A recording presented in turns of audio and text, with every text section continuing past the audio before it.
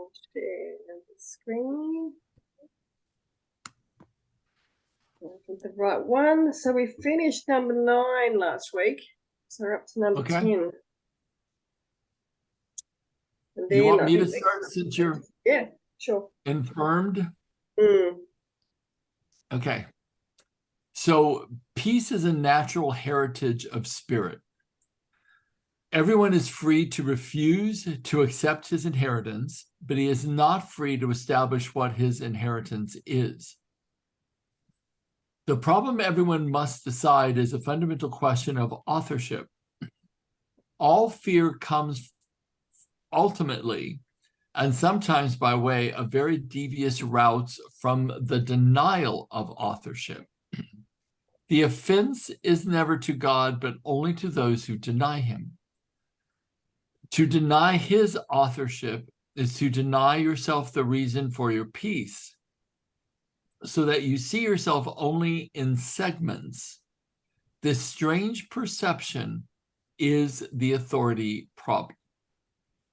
Well, isn't this just convoluted? Okay, this is going to take a little bit to break this down, isn't it? Yeah. Okay, so peace is a natural heritage of spirit. And everyone is free to refuse to accept his inheritance, but he's not free to establish what his inheritance is. Okay, so I get that.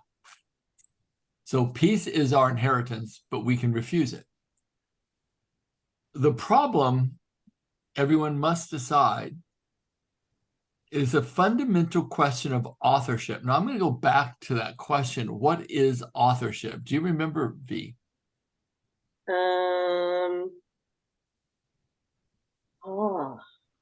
Don't remember the exact wording, but it had to do with the relationship between authority and authorship. So we're creating our own, we are our own authority. So what we are writing about our lives, this is what I'm making up right now, is our responsibility. It's our responsibility, and it's our choice what our authorship is. Okay. That makes sense. That makes sense. Did we lose Melissa, or is she still with us? She's still there. I'm still here. Oh, good. I just wasn't showing up on the screen. Okay, so it is about our own authorship, and everyone must decide it's a fundamental question of authorship. All fear comes ultimately, and sometimes by way of very devious routes, from the denial of authorship. So the denial of authorship would be the denial that we are creating what we're experiencing. Would you interpret it that way, because that's what it sounds like to me? Yeah, I think so. But also there's another level where it's talking about authorship being like, and also going back to that for the sentence, everyone is free to refuse to accept his inheritance, but is not free to establish what his inheritance is. If I replace inheritance with destiny, that makes sense to me from what we've talked about previously. Like we go on our own little road, but until we recognize that we actually have a purpose here, we're just going to keep going around in circles. That makes total sense. So from the denial of authorship, that seems to tie into the issue of, not taking responsibility for what we've created out of our lives up to this point. And that leads to blaming and shaming and playing a victim. The offense is never... Oh, is Jane here? I can't see anyone for some reason. My view is not showing people. Okay. Yeah, I know, it's weird. It's never happened before. Okay, so the offense is never to God, but only to those who deny him. To deny his authorship is to deny yourself the reason for your peace, so that you see yourself only in segments. This strange perception is the authority problem. So, to deny his authorship is to deny yourself the reason for your peace. Right. Well, that would make total sense, because if we're denying, like there is something higher that created all of this. We're on a destined path. Then if we're to deny that authorship, is to deny yourself the reason for your peace, because that would actually bring you peace. So that you see yourself only in segments, I would think, let me ask you what you think about that, V. How I'm interpreting is that we see ourselves in segments based upon like, this is good, this is bad. It's a whole process of duality where we're sectioning off pieces of ourselves and evaluating it, like my past, my future, my now, good, bad, right, wrong. Is that what you're getting from it as well? Yeah, so see yourself only in segments. Yeah, and it's kind of, I keep coming back to the medical system with that. You're treating a problem with the throat, but it could actually be, where's it coming from? They don't bother exploring that, so they break up the body in little tiny pieces and treat that, not looking at the whole picture. And I guess it's kind of a bit what we can do as well. If we don't look at the whole picture and dig a little bit about what's going on, then we're only treating a symptom. Yeah, we're like treating the symptom rather than the cause. Okay, I think we got it. Hey, Jane. Hi, everybody. Hi, Melissa, Gary, B. Hello. Hello. I seem to only be able to see one person at a time. Let me see if I could get side by side gallery. Let's see. Oh, there, I've done it. Okay, we're good. You fixed it. Okay. That was easy. Yeah, so Yeah. I gather you understand, Jane. We're up to number 10 there. We only just started. Okay, V, you want to go to 11? Yeah. You want to do 11? Yeah. There is no one who does not feel that he is imprisoned in some way. If this is the result of his own free will, he must regard his will as not free, or the circular reasoning in this position would be quite apparent. Free will must lead to freedom. Judgment always imprisons because it separates segments of reality by the unstable scales of desire. Wishes are not facts. To wish is to imply that willing is not sufficient. Yet no one in his right mind believes that what is wished is real as what is willed. I'm just going to check that it does carry on. Instead of seek ye the first kingdom of heaven, say, will ye first the kingdom of heaven? And you have said, I know what I am and I accept my own inheritance. Shall we go back again, have a look at that? That's really quite beautiful, tell you the truth. Yeah. Yeah. It's fundamentally saying, that if you will, meaning well, how I'm interpreting it is, if you will the kingdom of heaven, that means like you're calling it forward. That is your primary focus. And without that, it says, yet no one in his right mind believes that what is wished is as real as what is willed. Go to the next lines on the other page. Last lines. Instead of seek ye first the kingdom of heaven, say, will ye first the kingdom of heaven? And you have said, I know what I am and I accept my own inheritance. That means place your spiritual path above all other things in my book. Beautiful. Well, and the inheritance implies that it's a gift. Yeah. Just as any inheritance is, an inheritance is a promise to give. And we have to accept it. No.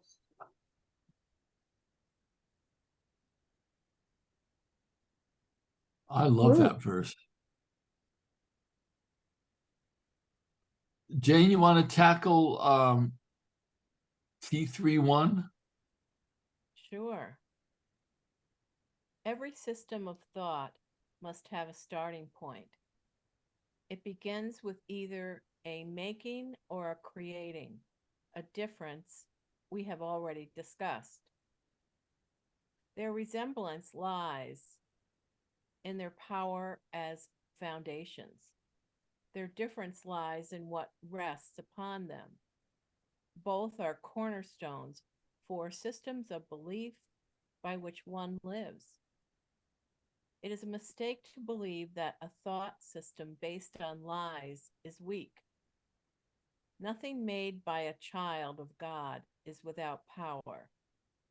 It is essential to realize this, because otherwise you will be unable to escape from the prison you have made.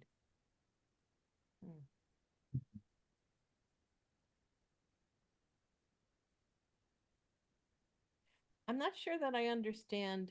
It is a mistake to believe that a thought system based on lies is weak. Do you have a question about it?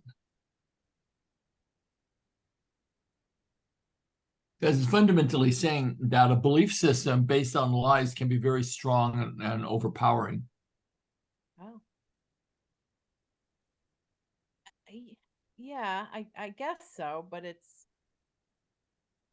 I don't know. You know, based on lies it's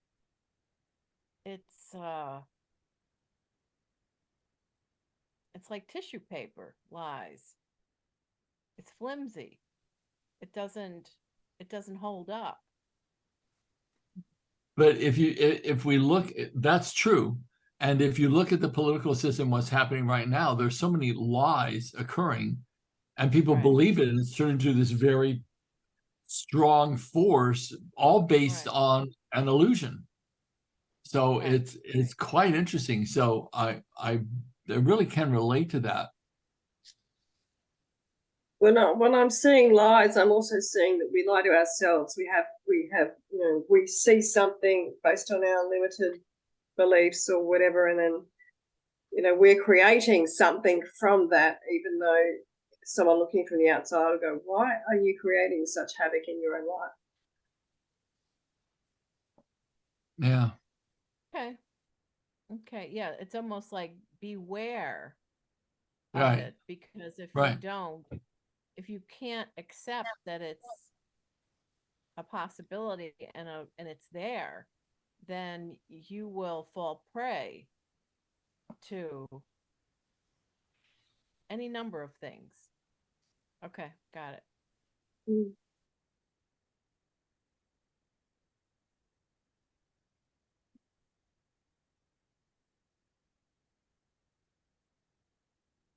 I love that the one line after that says, nothing made by a child of God is without power. It is essential to realize this, because otherwise you will be unable to escape from the prison you have made. So it's almost like if we have a belief system, we can always choose to believe something different. And that's how, if we realize our thoughts have real power, that's how we escape the prison of our thinking.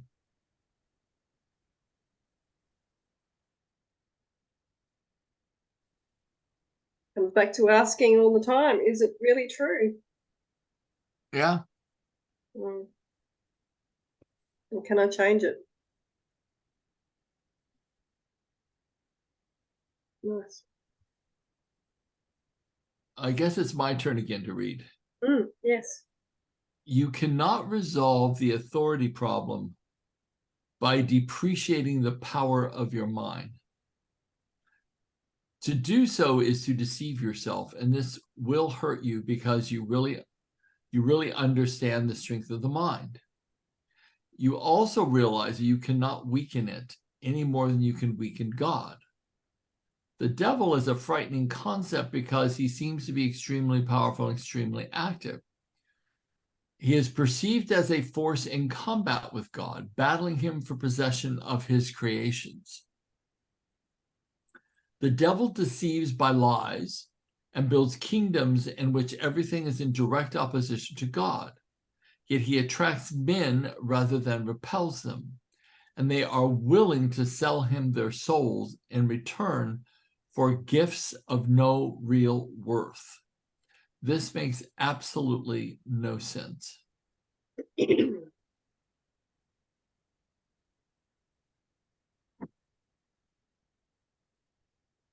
I'm curious to read the next couple paragraphs because I'm not a big fan of a belief in a devil. So it's No, and interesting. I think that the that's course is why it's in focused on. inverted commas, because it's like the devil, as in, let's talk about some more about what the Bible says. And Yeah, that it makes because no sense. no, the devil in traditional Christianity is ludicrous, in my opinion. And here, I think it is putting it in quotes because I believe the course states that there is no devil. Yeah. All right, shall we move on so we can build on that? Or do you Yeah, want yeah. Let's figure out about the devil, shall we? What's going on here? Yes. I'll read that one. We have discussed the fall or separation before, but its meaning must be clearly understood. The separation is a system of thought real enough in time, though not in eternity. All beliefs are real to the believer. The fruit of only one tree was forbidden in the symbolic garden, but God could not have forbidden it, or it could not have been eaten. If God knows his children, and I assure you that he does, would he have put them in a position where their own destruction was possible? The forbidden tree was named the tree of knowledge, yet God created knowledge and gave it freely to his creations. The symbolism here has been given many interpretations, but you may be sure that any interpretation that sees either God or his creation as capable of destroying their own purpose is in error.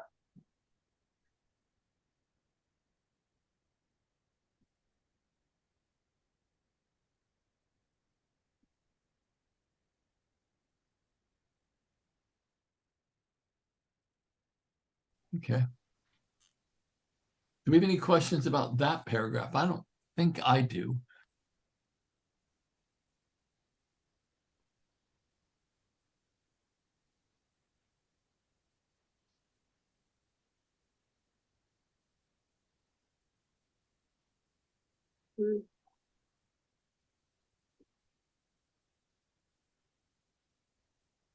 I've never read the Bible, so I can't really comment on what it says.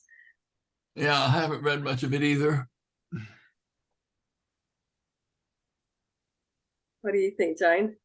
Shall we just move on? Or? Oh, yeah, no, I understand. I understand it. I have read quite a bit of the Bible, but more in my adult years, and which I'm kind of glad about.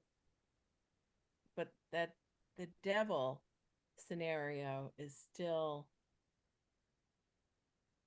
it's still plaguing me.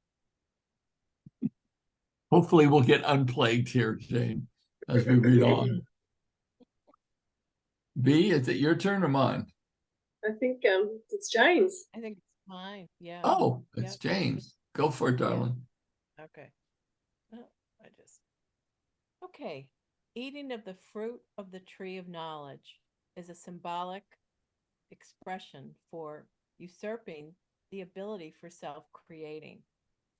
This is the only sense in which God and his creations are not co-creators. The belief that they are is implicit in the self-concept, or the tendency of the self to make an image of itself. Images are perceived, not known. Knowledge cannot deceive, but perception can. You can perceive yourself as self-creating, but you cannot do more than believe it. You cannot make it true. And as I said before, when you finally perceive correctly, you can only be glad that you cannot. Until then, however, the belief that you can is the foundation stone in your thought system. And all your defenses are used to attack ideas that might bring it to light. You still believe you are an image of your own making. Your mind is split with the Holy Spirit on this point, and there is no resolution while you believe the one thing that is literally inconceivable. That is why you cannot create and are filled with fear about what you make. Wow. But does anyone else feel like there's a lot to unpack in this one? Yes, yeah. Very much so. So first we'd have to define eating of the tree of knowledge is a symbolic expression for usurping the ability for self-creating.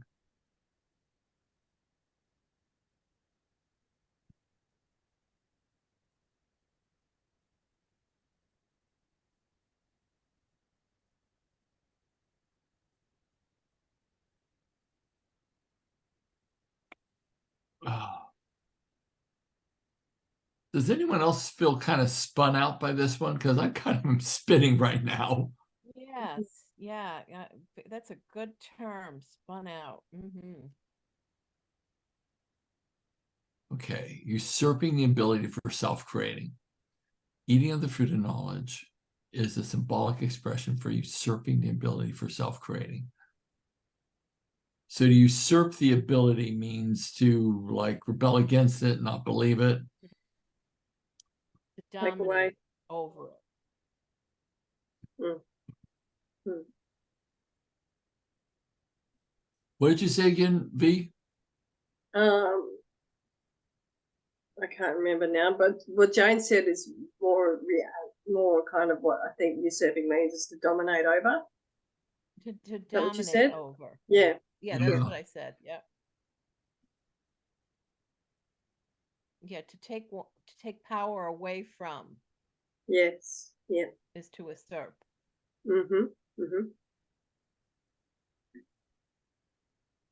And then it says, this is the only sense in which God and his creations are not co-creators.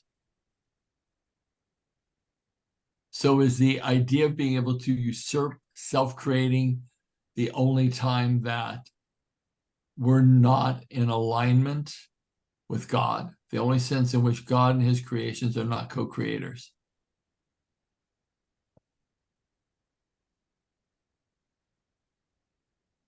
No, isn't it, eating from the fruit of the tree of knowledge is the goal. And if you think it's not, then. Well, I think it's the opposite of that, Jane, and I could be totally wrong. Yeah, because eating of the fruit of the tree of knowledge is a symbolic expression for usurping the ability for self-creating, for overpowering the ability to self-create. So it appears that it's referencing that if you eat of the fruit of knowledge, then you usurp the ability to self-create. It's the only sense in which God and his creators are not co-creators. So I think it's referring to, I'm trying to figure out what is the metaphorical reference for the tree of knowledge. Is it information without a creative force behind it? What is a tree of knowledge? I'm going to ask. I'll ask Siri. Hey, Siri. What does a tree of knowledge mean in a Course in Miracles? I found this on the web. Eating of, oh God, it just went away. Doggone it. Hey, Siri. What is the meaning of the tree of knowledge in A Course in Miracles? I found this on the web. Okay. It says innocent perception. Every system of thought must have a starting point. It begins with either making or creating a difference we have already discussed. Their resemblance lies in the power as foundation. So this is from the Course 2. It doesn't give an exact interpretation of it. Oh, wait, here we go. Eating of the fruit of knowledge is a symbolic expression for usurping the ability for self-creating. Oh, we're reading that right now. This is the only sense in which, yeah, we're reading that right now. It really doesn't define it. Okay, I thought it could be helpful.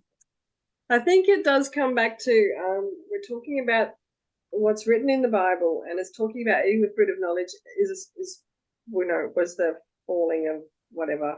Yeah, it was the original sin. So does that mean that is when we took our ability away for self-creating? And that is why when we create, we must be creating from our sense of God, from our source, rather than think we are creating something that's completely unattached to, our higher self. Well, I could be wrong on this interpretation, but what just came into me was that when we did not I don't know if this is right. Somehow in my head, eating from the tree of the fruit of knowledge was really about the original sin, where we believed that we created without God, without that divine force, and that we were the creators rather than God being the creator, because we were consuming knowledge, and that was where we individuated ourselves away from the divine. Could be wrong, but that's what I think it's saying. I think that's making sense to me. What do you think, Jay? Of religion, I mean, got you now. What's that? That's right. Okay. Yeah, in the history of religion, I know the tree of knowledge was eating of it was the represented the beginning of the mixture of good and evil together. And then because like there was a separation somewhere in history, there was a separation between good and evil, and so I just don't know what came first, Well, it had to have been good, because there was a point in time, even if you look at the great religions of the East, like the Sikh tradition says that there were 4 ages, the golden age, the copper age, the silver age, and the Kali Yuga. We're in the Kali Yuga now, which is the darkest period of time in creation. This is where we have the least amount of light and the most amount of conflict is in the Kali Yuga. So why was I telling you that? So I think it was that once there was a golden age, which was, I think, more of the place where we weren't eating at the tree of knowledge, we were just existing. The tree of knowledge is more of the idea of separation, I think. Yeah. So it's kind of like when the ego came in and said, no, I'm making this all by myself. I don't need God. Yeah, or I'm the one creating this, which is again the problem of authorship, right? Yes. Because then we think that we're the creator of it when actually we're not. We're more the observer of it. Yeah. Well, right. It was the tree of knowledge was reserved for God, only God. That we could not eat from the tree of knowledge, that we had to get everything from God. Right. We couldn't do that.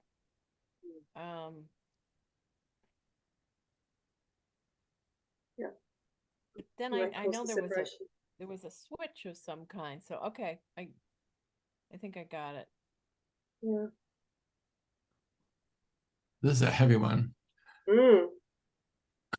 Okay, so eating of the tree of knowledge is a symbolic expression for usurping the ability for self-creating. This is the only sense in which God and his creations are not co-creators. Okay, I kind of understand that based upon how we've defined it.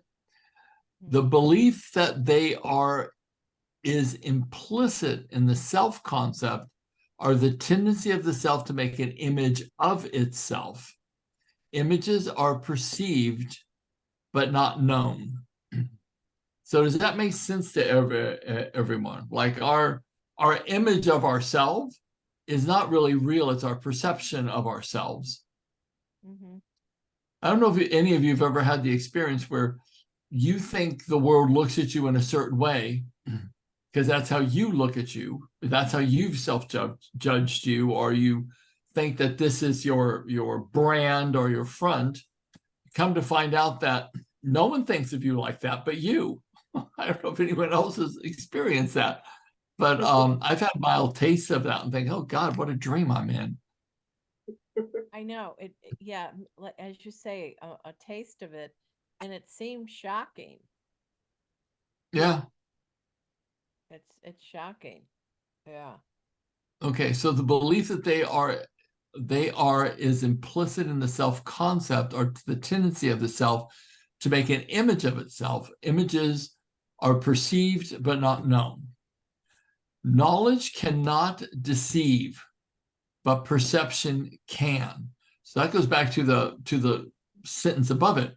Images are perceived, and our perceptions can deceive. You can perceive yourself as self-creating, but you cannot do more than believe it. You cannot make it true. And as I said before, when you finally perceive correctly, you can only be glad that you cannot. So, I mean, how much have we believed that we create? And this is where I get conflicted, because I know by the meaning that I ascribe to my external world, and maybe this isn't true, but by the meaning that I ascribe to my external world, that's a heaven or hell that I live in. So it is,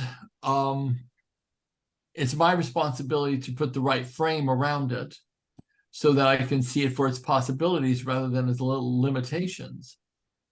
But here it's saying knowledge cannot deceive, but perception can. You can perceive yourself as self-creating, but you cannot do more than believe it. You cannot make it true. What do you guys take on that? What I just said and what the Course is saying here.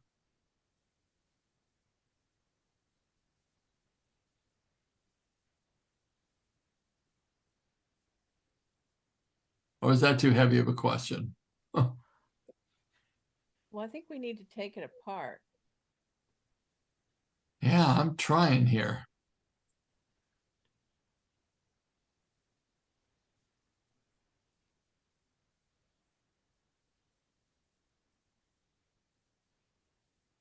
Well, I have an image of my corporate life here and how it was the wrong path, and just what it took for me to realize that.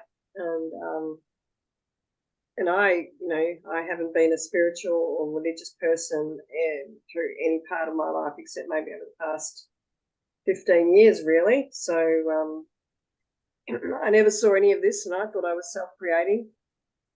And it was all up to me. Yeah, there's something I think is interesting. In the next sentence, it goes, until then, however, the belief that you can is the foundation stone in your thought system, and all your defenses are used to attack ideas that bring it to light. Yes. You still believe you are an image of your own making. Your mind is split with the Holy Spirit on this point. There is no resolution while you believe the one thing that is literally inconceivable. That is why you cannot create and are filled with fear about what you make. Mm-hmm. Yeah, it's almost like whatever we're building is on sand or shaky ground, because we're not the creators.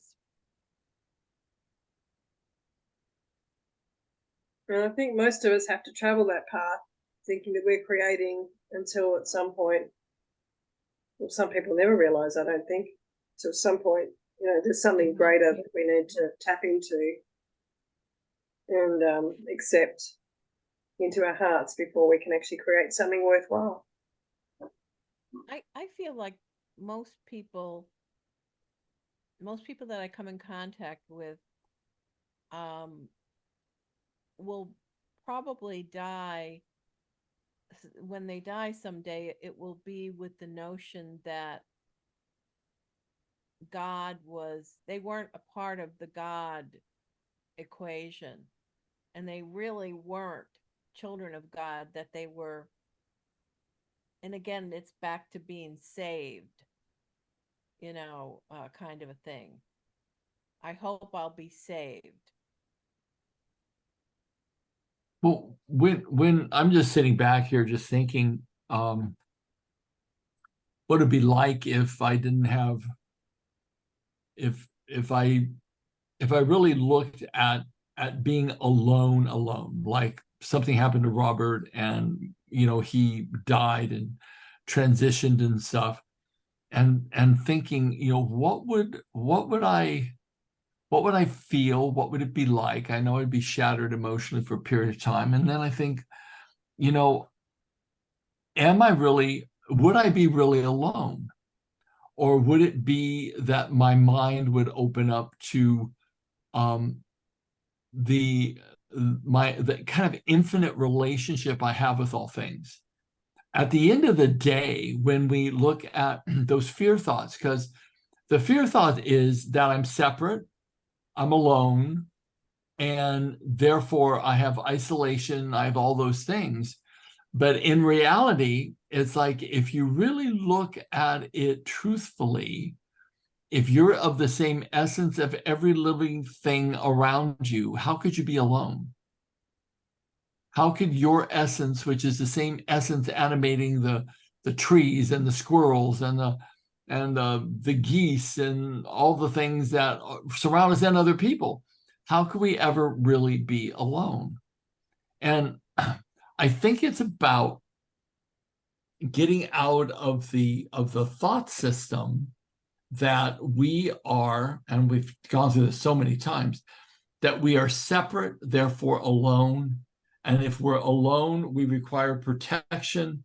If we require protection, that means we're fearing something outside of us, something that will attack us or take away from us. All those thoughts are about our self-creation, when in reality, if we, I don't want to say reject, but if we think rightly, then there is nothing outside of us. Ultimately, at the end of the day, there's not. So I'm trying to wrap my head around this, but what do you guys think of that concept? I love that concept, Gary, and I think that's exactly what it is, as you stated it. Yeah. And Just remind me I said that. If I ever get into a real state, just say, remember, Gary, you said this. But you use the words right-minded. Yeah. And I think that says everything, because when you're right-minded, you're just, it's sort of like one of my favorite phrases is how I get myself back to being copacetic is I kind of like look upwards and say, what would you have me do? Knowing that I'm a servant, but as a servant, I'm soaring. I've been given I'm not alone.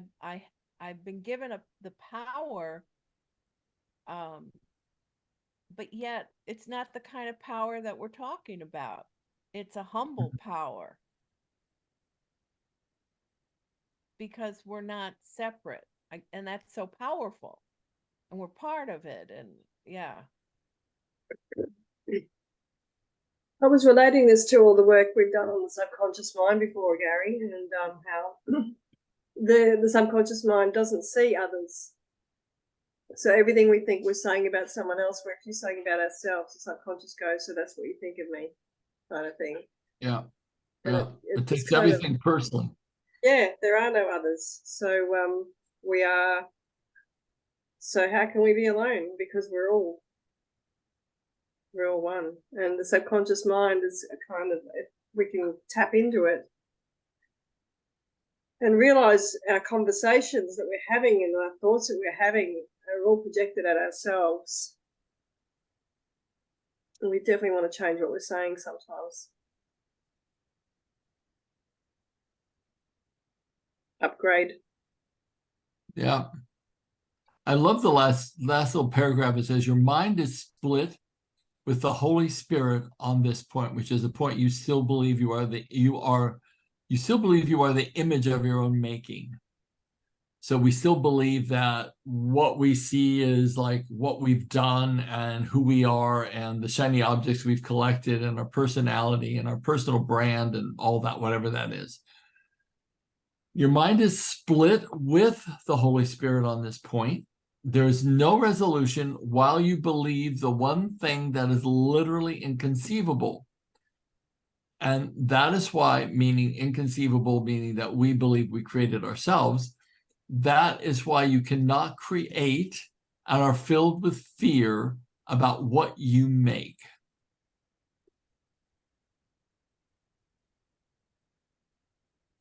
I don't recognize being filled with fear, but I'm assuming that's true. If you truly believe that you were the product of your own creation, your own thoughts, you would have to be filled with fear.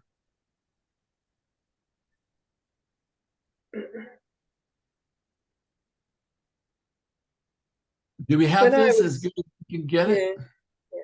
But when I was reading Napoleon Hill, and there's a whole chapter on fear, and you think fear isn't necessarily the feeling you get of being attacked by a tiger. Fear also comes up with procrastination, when you just don't move forward, when you make excuses. This is fear as well. This is ways of not confronting what it is in front of you. Yeah. Well, absolutely. Fear is a lack of light and a lack of love and a lack of self-love. Yeah. Ultimately. You can only have fear when you don't love yourself. That's beautiful. And if you don't have that kind of forgiveness and patience with yourself, that presupposes all kinds of stuff like judgment and condemnation and all of that, which is, really contrary. That is really the ultimate expression of how we have made ourselves in the image of ourselves, meaning that we think that we have this self-image that we created. But I think if we are, dividing ourselves away, we're condemning ourselves and we're, crucifying ourselves for whatever our internal self-talk tells us about ourselves, that's where the real harm happens, because then we must really believe that we are the image of our own making. Because if we have those thoughts, we couldn't see ourselves as divine. I mean, has anyone ever spent a long time or a time beating up themselves? Oh my gosh, yes. Yeah, me too. What's a long time definition? Anytime at all. Yeah, more than a month. I'm sure we've all had periods of our life where we lay in bed at night and say, "Oh my God, I wish I wouldn't have done that. Oh my God, the consequences of this is going to be horrible." Has anyone else done that other than me? Oh yeah, no, definitely. Yeah. So that's where we know that we're really in the belief that we are made in the image of our own self-making. Well, it took a lot of unpacking, but it was worth it, hey? Yeah, I think so.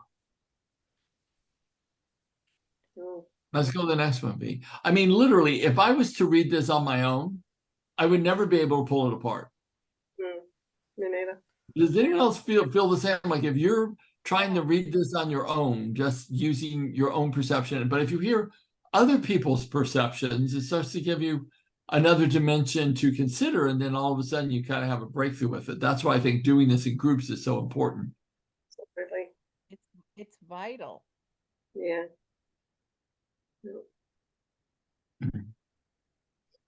Who's reading this one? I can't remember who it I was. think I am. I can try and read it. Or is it? Ah, Okay, good go. on you. Melissa.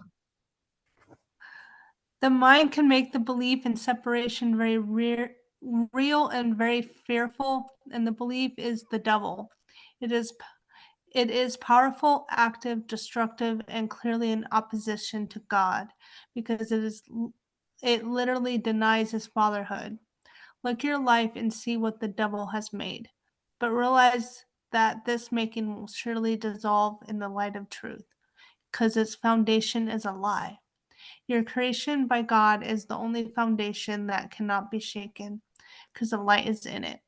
Your starting point is truth, and you must return to your beginning. Much has been seen since then, but nothing has really happened. Yourself is still in peace, even though your mind is in conflict. You have not yet gone back far enough, and that is why you become so fearful. As you approach the beginning, you feel the fear of the destruction of your thought system upon as if it were the fear of death. There is no death, but there is a belief in death. Wow, Mm. that was potent. I'm glad we broke up the previous bit because now this feels a bit less daunting. Yeah, we are not going to get this done tonight, this one paragraph, I don't think, unless one of us gets an aha moment. The mind can make the belief in separation very real and very fearful, and the belief is the devil. So they're equating the devil with the belief in separation. So now we have a definition for the devil, which is the belief in separation. It is powerful, active, destructive, and clearly in opposition to God because it literally denies his fatherhood. Look at your life and see what the devil has made. Well, the truth of it is, at least for me, I'll speak only for me. I can sit back and see lots of potential fear thoughts and sense of separation, aloneness, uncertainty, all those things. But realize that this making will surely dissolve in the light of truth because its foundation is a lie. Okay, the light of truth would be that we're never separate, we're all one, and this separation is the lie. Your creation by God is the only foundation that cannot be shaken because the light is in it. Your starting point is truth, and you must return to your beginning, which just simply says, go back to the belief and the statement and the experience of oneness and see all things through that kind of eyes of the Holy Spirit, through the eyes of oneness. Much has been said since then, but nothing has really happened. Yourself is still in peace, even though your mind is in conflict. You have not yet gone back far enough. Now, what does it mean to go back? That is why you've become so fearful. Back to the beginning, which is where there is no separation. That makes sense. Well, actually, Gary, Yeah. when Melissa read that, the first impression I got was the work that you do in life regression. What's it called? You know, when you go back, past life timeline regression, and you make yourself go back to before the problem was there, when the problem didn't exist, and that's kind of the impression I got when I was reading that. Yeah. And then it says, as you approach the beginning, which means going way back to the state of oneness, you feel the fear of the destruction of your thought system upon you as if it were the fear of death. There is no death, there is only the belief in death. So as you go back in time, before there were bodies, before there were the minds, before there was a sense of separation, you would have fear that what we've constructed as our self-image, which is our thought systems, is going to dissolve, because when you go back there, nothing exists but that oneness. When you go back to the beginning, nothing exists but oneness. Okay, it makes sense to me now. Does that make sense to others? Yes. Melissa, does it make sense to you? Or you can just nod your head this way or this way or this way? There's a Takes a lot bit of more. information in there. I'm still trying to grasp it all. Yeah, it's a big one. But I think that the core concept is that there is a state that we can go to. And because, V has done a lot of my courses and we've done a lot of regression work in those courses, that when you actually travel back on what they call timelines, everything becomes neutral, because you're going before it was created, therefore it can't exist. So when you go before the problem, it sort of disintegrates. So this is saying, go back as you approach the beginning. That means the beginning of time, the beginning before there was a separation. You would feel the fear of the destruction of your personality, which was created through time and experiences and incarnations, one after another for time immortal. But when we go back to oneness, our ego disappears.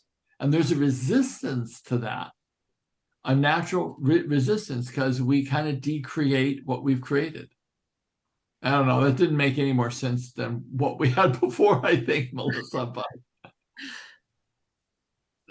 I kind of got it, and I have to hear myself talk. V, did that make sense to you or not?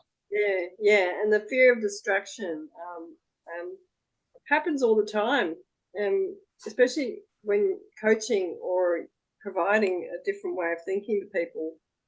And like, for example, my mum, she had severe scoliosis, and I could treat her with essential oils, and she may grow 3 centimeters in one treatment as her spine straightened up, but she would never hold it, because she never dealt with the problem that actually started the whole thing.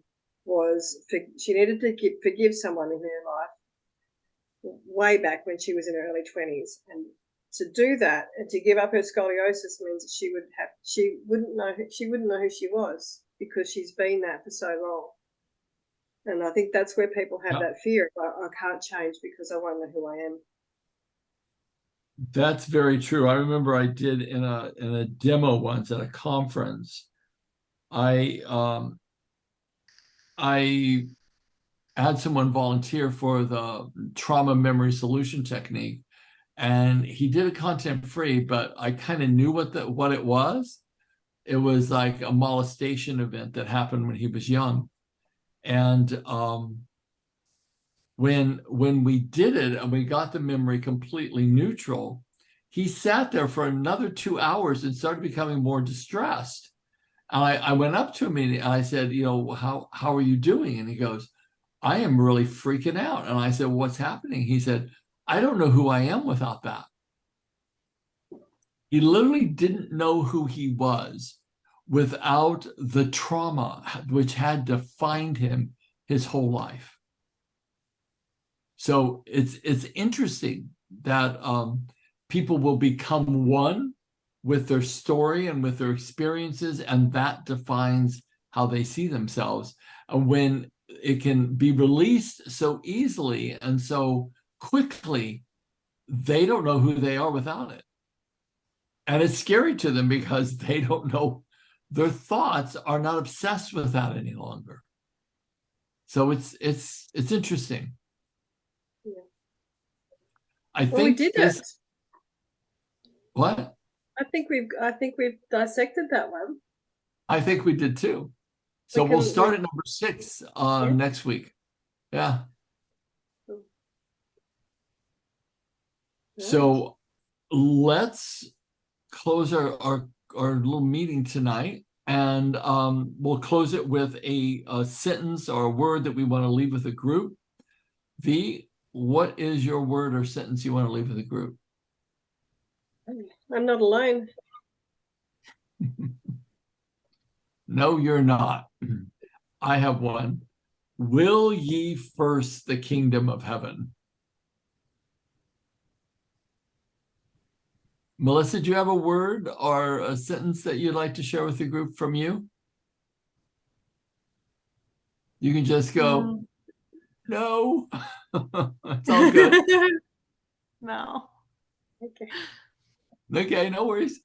What I always do, Melissa, I'll find something that I like that we've read, and I'll write it down so I have my word. So Oh, okay. keep a pad of paper with you next time. Yeah. Oh, yeah. What's yours? Jane? You seem to be muted, Jane, but it doesn't look like your mic's off. No, I'm not. Okay, Can you hear cool. me? Yeah, now I can. Okay. I would say my phrase is, I accept everything that is real. Nice. And anything that's not reflecting oneness is not real. Mhm. Cool. Beautiful. Okay, gang, you guys have an incredible night tonight. Thank you for joining us, Melissa, and you have a wonderful night in the Alright, you booming too. town of where was it again? Reno. Reno. Reno. That's why I kept on wanting to say Las Vegas, but I knew it wasn't that. Little Las Vegas. No, good old Las Vegas. Okay, gang, you have a wonderful night. We'll see you next Thanks, week. everyone. Bye-bye. Bye.